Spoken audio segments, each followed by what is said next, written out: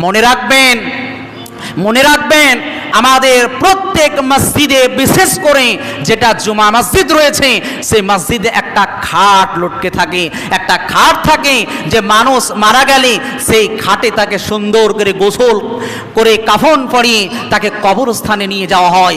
মনে রাখবেন এই বাড়িতে, এই গ্রামে যিনি সব চাইতে ধনী ব্যক্তি, বড়লোক ব্যক্তি, ওই ব্যক্তি মারা গেলে তাকে গোসল দিয়ে কাফন পরিয়ে যেমন ওই খাটে উঠিয়ে তাকে কবরস্থানে নিয়ে যাওয়া হয়, অনুরূপভাবে এই গ্রামেরই যিনি সব চাইতে গরিব, এতিম, মিসকিন একজন ফকির, তাকেও সেই গোসল দিয়ে কাফন পরিয়ে ওই খাটেই তাকে কবরস্থানে নিয়ে যাওয়া হয়।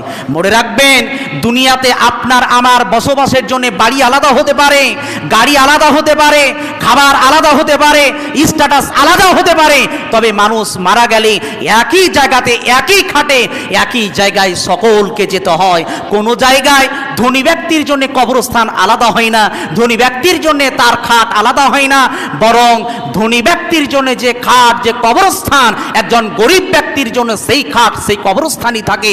মনে রাখবেন সকলকে ওই জায়গায় যেতে হবে। পরকালে কিভাবে সাকসেস, কামিয়াব, সফলতা অর্জন করা যায়, আমাদেরকে সেই দিকে লক্ষ্য রেখে পৃথিবীতে জীবন যাপন করতে হবে। আপনি টাকা পয়সা উপার্জন করুন, আপনি বাড়ি করুন, গাড়ি করুন, সব কিছু করুন, তবে মনে রাখতে হবে আমি যেন আল্লাহ তাআলার ইবাদত বান্দিগি করে পৃথিবীতে সন্তুষ্ট জন করে যেতে পারি। এটাই হচ্ছে কামিয়াব, সফলতা। আর এই উদ্দেশ্যে, লক্ষ্যে আল্লাহ তাআলা আমাদের সকলকে তিনি সৃষ্টি করেছেন। মনে রাখতে হবে আল্লাহ রাব্বুল আলামিন আপনাকে আমাকে সৃষ্টি করেছেন একমাত্র তার ইবাদত বন্দেগী করার জন্য।